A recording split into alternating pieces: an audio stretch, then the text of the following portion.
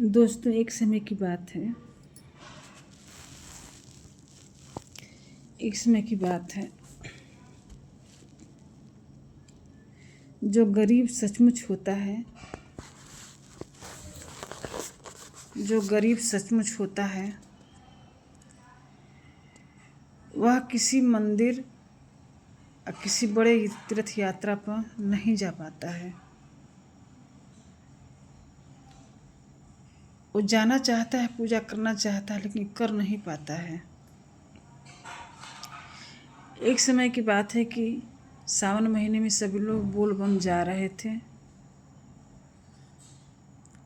और बोल बम सभी लोग पहुँच गए और शिव जी के पास जा कर के सभी लोग नारा लगाने लगे। वहाँ जाकर नारा लगा रहे हैं कि बोल बम का नारा है, यही एक सहारा है। नीचे से गर्मी, ऊपर से तपन, और लोग चिल्ला रहे हैं। शिव जी से लोग मन्नत मांग रहे हैं। तो पार्वती जी उन लोग की तपस्या देख करके उनको बहुत दया आया। तो वह शिव जी से कही कि हे शिव जी, इतना तपस्या कर रहे हैं लोग और आपको पुकार रहे हैं, तपन में लोग इतना छटपटा रहे हैं और बोल बम का नारा लगा रहे हैं, आप उन लोगों को उन लोग की मन्नत क्यों नहीं पूरा कर दे रहे हैं? तो शिव जी ने कहा कि हे देवी, ये तुम क्या कह रही हो?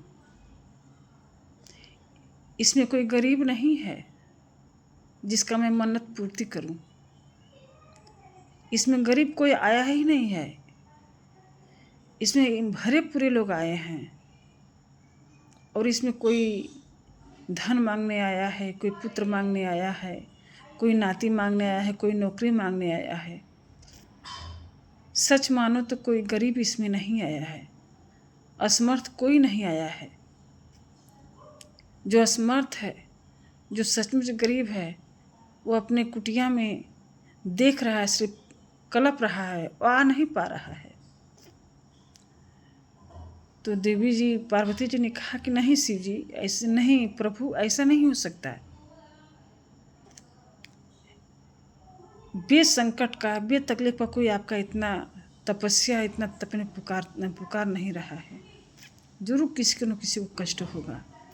पार्वती जी, शिव जी ने कहा कि ठीक है, अगर आपको विश्वास नहीं है तो चलिए मैं आपको लेकर उसी जगह चलता हूँ, उसी धरती पर चलता हूँ जहाँ लोग जल लेकर खड़े हैं और हमको पुकार रहे हैं। पार्वती जी ने तैयार हो गए। शिव जी एकदम एक भिखारी के रूप, कोढ़ी का रूप धारण कर लिए और पार्वती जी को बहुत सुंदर नारी बना दिए, खूबसूरत नारी बना दिए। और जहाँ से लोग कैलाश पर्वत पर, जहाँ से लोग जा रहे थे वहाँ जल ढारने के लिए, ठीक वहीं गेट पे वह बैठ गए। पार्वती जी खूब सुंदर नारी का रूप धारण उनको किए, अपनी एकदम कोढ़ी का रूप धारण कर लिए और पार्वती जी शिव जी को लेकर वहीं बैठ गई, एक कोढ़ी की भेष में। अब जितने लोग जल ढारने जा रहे थे तो पार्वती जी को देखकर लोग मोहित हो जा रहे थे और क्या बोल रहे थे कि हे सुंदरी, तुम कितनी सुंदर हो और इस कोढ़ी को लेकर अपने काया को क्यों ढा रही हो? तुम मेरे साथ विवाह कर लो, मैं तुमको सुख पुण्य सब कुछ दूंगा, मैं तुम्हें अच्छा खिलाऊंगा, अच्छा महल में रखूंगा। सभी लोग यही शब्द कहते चले जा रहे थे। कोई कह रहा था मैं आपको फूल की सेज पे सुलाऊंगा, मैं अच्छा अच्छा भोजन कराऊंगा, अच्छा पहनाऊंगा। इस कोढ़ी के पीछे क्यों परेशान हैं? हे सुंदरी, तुम मेरे साथ चलो। सभी लोग कुछ न कुछ इसी तरह कहते चले गए। शिव जी पार्वती जी को इशारा करते रहे कि देखो, इन्हीं लोगों को कह रही थी आप कि जो लोग आपसे जो मांग रहे हैं वो दे दीजिए। सभी लोग जल ढारते हुए इसी तरह कहते हुए चले गए। पिछली पछाड़ी पूरी जनता में एक भिखारी गया था, जो वृद्ध था, बहुत लाचार था, बहुत गरीब था। एक ही सैकड़ों लोगों में एक था भिखारी जो पिछली पछाड़ी गया तो देखा पार्वती जी शिव जी को लेकर कोढ़ी के रूप में बैठी हुई हैं।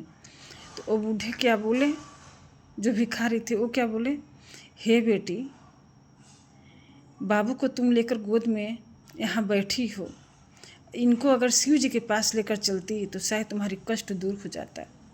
हे देवी, हे बेटी, चलो तुम इनका सर पकड़ लो, मैं इनको अपने पैर पकड़ लेता हूँ, चलो तुम्हारी मैं हेल्प करता हूँ, चलो शिव जी के पास चलो, शिव जी कल्याण जरूर करेंगे। तो वो भिखारी जो थे वह शिव जी को जब उठाए तो शिव जी अपना वजन हल्का कर दिए। तो भिखारी बोले कि हे देवी, हे बेटी, ये तो बहुत हल्के हैं, बाबू तो बहुत हल्के हैं, तुम आगे आगे चलो और मैं इनको अपने कंधा पर बैठा लेता हूँ और चलो शिव जी के पास चलते हैं, तुम्हारे कष्ट शिव जी ज़रूर दूर करेंगे। तो उनको कंधा पर बैठाकर शिव जी को वो भिखारी जाने लगा शिव जी के पास, और पार्वती जी आगे आगे चलने लगी। जब वहाँ गए लोग तो शिव जी मूर्ति में समाहित हो गए पार्वती जी को लेकर के, और जो भिखारी था उसको धन जन संपत्ति से, पुत्र वधु सब कुछ से भर दिए और पार्वती जी को दिखा दिए कि यही दुनिया है, यही संसार है, यही लोग हैं और यही आते हैं बोल बम का नारा लगाकर पूजा करने आते हैं। हे देवी, क्या आपने देखा इतनी जनता में लोग क्या क्या बोल रहे थे, सिर्फ एक ही उसमें गरीब था जो कि सचमुच दिल से तुम्हारा हेल्प किया। हे देवी, अब तुम क्या कह रही हो? तो पार्वती जी ने कहा, हे प्रभु, आप सत्य बोले हैं, आप जो बोले हैं वही सत्य है।